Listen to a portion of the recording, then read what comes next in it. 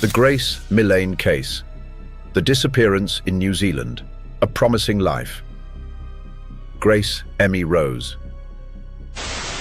Millane was born in Essex, England in 1996. She was the youngest of 3 children in a close-knit, hard-working family. Her friends and family described her as a cheerful, generous young woman, a lover of travel, and possessing great creative talent. She had studied advertising and marketing at the University of Lincoln and had recently graduated with honours. After finishing university, she decided to take some time off before beginning her professional career. She wanted to explore the world, experience new cultures, and grow as a person. She had planned a year-long trip around the world, something more and more young Britons are doing as a life experience. Her adventure first took her to South America, where she visited Chile and Peru. There she hiked, shared time with other backpackers, and documented everything on her Instagram, where she posted carefully curated photographs of landscapes, sunsets, and smiles. Grace had an artistic eye and a special sensitivity for photography.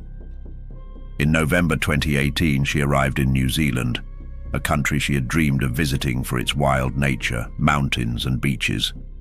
It seemed like a perfect place for a young traveler, safe, hospitable, and accustomed to welcoming backpackers from all over the world. The last stop. Grace arrived in Auckland, New Zealand's largest city, at the end of November 2018. She stayed in a hostel for young travelers, shared a room with other backpackers, and spent her days exploring the city. She walked down Queen Street, visited local cafes, and enjoyed her freedom. December 1st, 2018 was a special day, her 22nd birthday. To celebrate, she decided to go out alone and enjoy the night. She used the Tinder app, where she had matched with a 26-year-old local named Jesse Kempson. It wasn't surprising. Many travelers use these apps not only for dating, but also to meet people and socialize. Grace was outgoing, confident, and excited to celebrate her birthday with others. The date with Jesse Kempson. That Saturday afternoon, Grace met Jesse in downtown Auckland. Security cameras captured them walking together through the city. First they went to one bar, then another. They were seen laughing, talking, sharing drinks. The images, later released by the press, showed Grace smiling, seemingly at ease, enjoying each other's company. For her, it was just another night of her trip. There was no way she could have imagined what would come next. Around 9 p.m., security cameras recorded the couple at various bars in the area. Around 10 p.m., they walked toward the City Life Hotel, where Jesse was living in a rented apartment. It was the last time Grace appeared alive in public recordings. The disappearance. On December 2nd, Grace didn't respond to her family's messages. It was strange. She communicated with her mother almost every day, sending photos and sharing her plans. At first, her parents thought she might be busy exploring, but as the hours passed, their concern grew. Grace also didn't show up at the hostel where she was staying. She didn't notify her roommates, didn't update her social media, and had no banking or phone activity after that night. It was as if she had vanished. On December 5th, seeing no sign of her, her family officially reported her missing. The case quickly attracted media attention in New Zealand and the United Kingdom. The family on alert. Grace's parents, David and Gillian Millane, received the news in England with anguish. For them, it was unthinkable that their daughter had disappeared in a country considered one of the safest in the world. Her father, David, immediately traveled to Auckland to collaborate with the police and participate in press conferences. With a distraught face, he pleaded for help from the public. "Our daughter Grace has disappeared. It's not like her to lose contact. We ask everyone, if they know anything, to please let us know. We're desperate to find her." The image of the father, his tears catching and his voice breaking, moved the public. The initial investigation, Auckland police launched a massive search operation. They checked locations where Grace had been, interviewed witnesses in bars, and analyzed security camera footage. A common thread soon emerged. Images of the young woman accompanied by Jesse Kempson. He wasn't just any stranger, he was the last person to have seen her alive. Police located Kempson and began an interrogation. Initially, he stated that they had spent a night together, but that she had left the next morning and never saw her again. But detectives had already detected inconsistencies.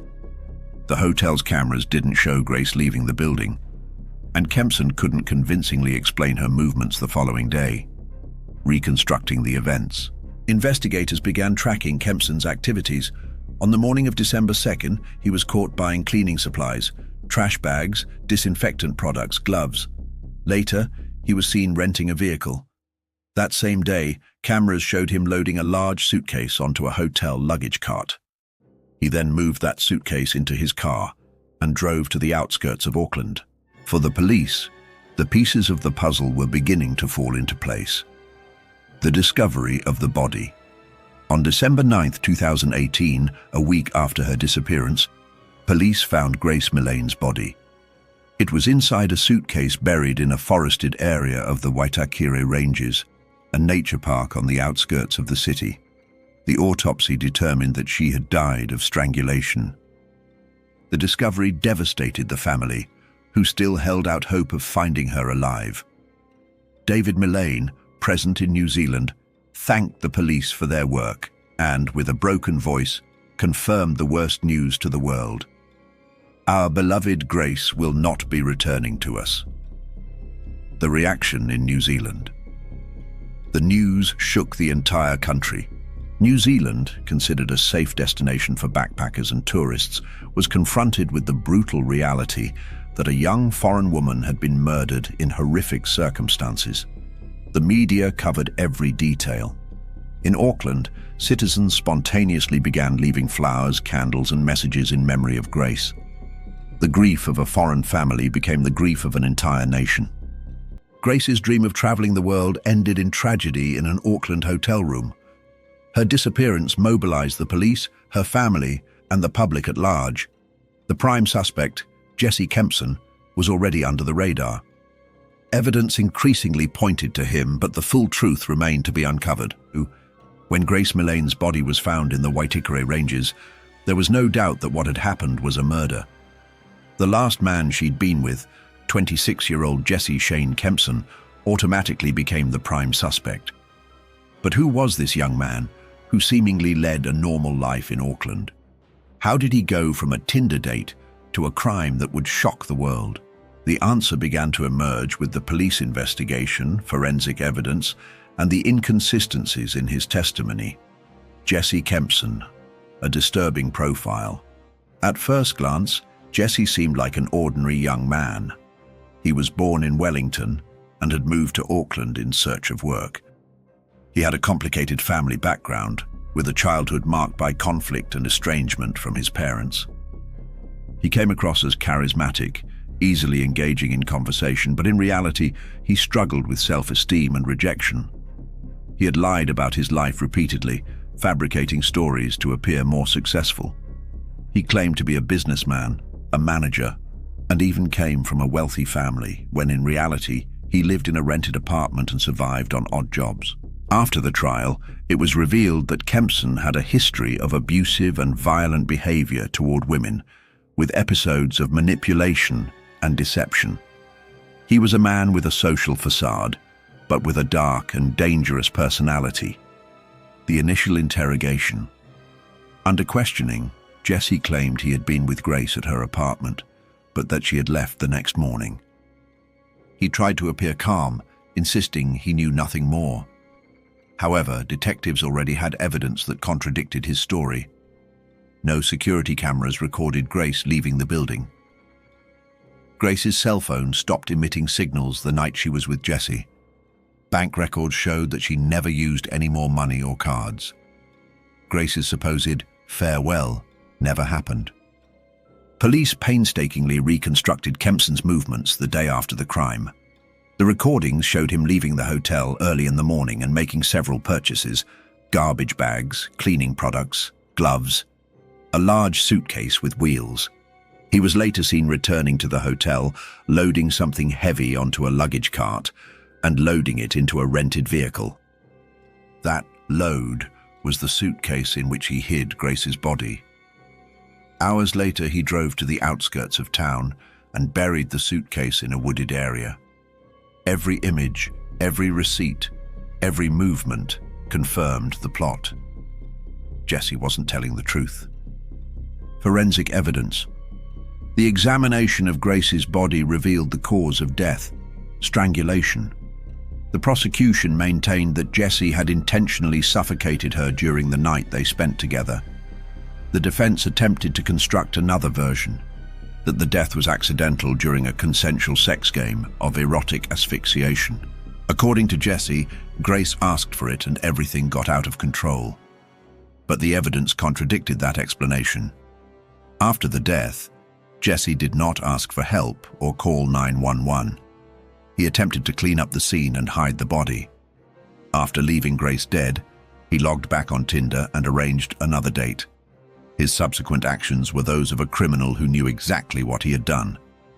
Digital manipulation. Another element that drew attention was how Jesse tried to maintain a facade even after the crime. He sent messages to friends and acquaintances, lying about what he had done over the weekend. He was active on social media as if nothing had happened. His coldness and manipulative nature shocked the police and later the jury. The indictment. On December 8, 2018, Jesse Kempson was arrested and formally charged with murder. His arrest sparked a mixture of relief and horror in New Zealand. The perpetrator had been identified, but the details of the case were increasingly disturbing. At the first hearing, Jesse appeared with his face hidden, trying to avoid the cameras. The media had already dubbed him the Tinder Man, and his name was beginning to appear in headlines around the world. The trial. The trial began in November 2019, almost a year after the crime. It was one of the most closely watched trials by the international press. The prosecution outlined the chronology. Grace and Jesse met on the night of December 1st. They spent the night together at the hotel. Jesse intentionally strangled Grace. He then attempted to conceal the crime. He bought cleaning supplies, hid the body in a suitcase, and buried it in a forest. The defense insisted on the consensual sex game theory, trying to convince the jury that the death was accidental. However, searches of Jesse's background were devastating. After Grace died, he Googled phrases like Waitakere Ranges and best places to bury a body. He also tried to arrange another date on Tinder that same day. Expert testimony. The forensic experts were clear. The asphyxiation had lasted several minutes. This was not a brief accident, but a prolonged act requiring strength and persistence. It was impossible for Jesse not to know what he was doing. The prosecution concluded that Jesse acted intentionally, knowingly, and with full awareness that he was ending Grace's life. Public reaction. The case sparked intense social debate. Many were outraged by the defense's strategy, which attempted to indirectly blame Grace, suggesting that she had asked for dangerous practices. For feminist groups and human rights defenders, this represented a cruel revictimization. The question was repeated throughout the media. Why, when a woman is murdered, do they try to blame her for her own death? On November 22, 2019, after 5 hours of deliberation, the jury found Jesse Kempson guilty of murder. On February 21, 2020, the judge sentenced him to life in prison with a minimum of 17 years before he could apply for parole. In the courtroom, Grace's father, David, declared, "Grace was our little girl, full of life, joy, and dreams. Her death has left a void that cannot be filled." The face of the predator. Over time, more details of Jesse Kempson's life became known. He was no ordinary young man. He was a compulsive manipulator with a pattern of abusive relationships. He had deceived several women, fabricated identities, and had a history of violence. The case made it clear that Grace didn't cross paths with just any stranger, but with a predator hiding beneath a mask of normalcy. The investigation and trial revealed the truth. Grace didn't die by accident. She was the victim of a man who manipulated her, murdered her, and then tried to erase her existence as if she were disposable. Jesse Kempson's name was forever linked to one of New Zealand's cruelest and most high-profile crimes. But the case didn't end there. Grace's tragedy sparked a global debate about women's safety, consent, and gender-based violence.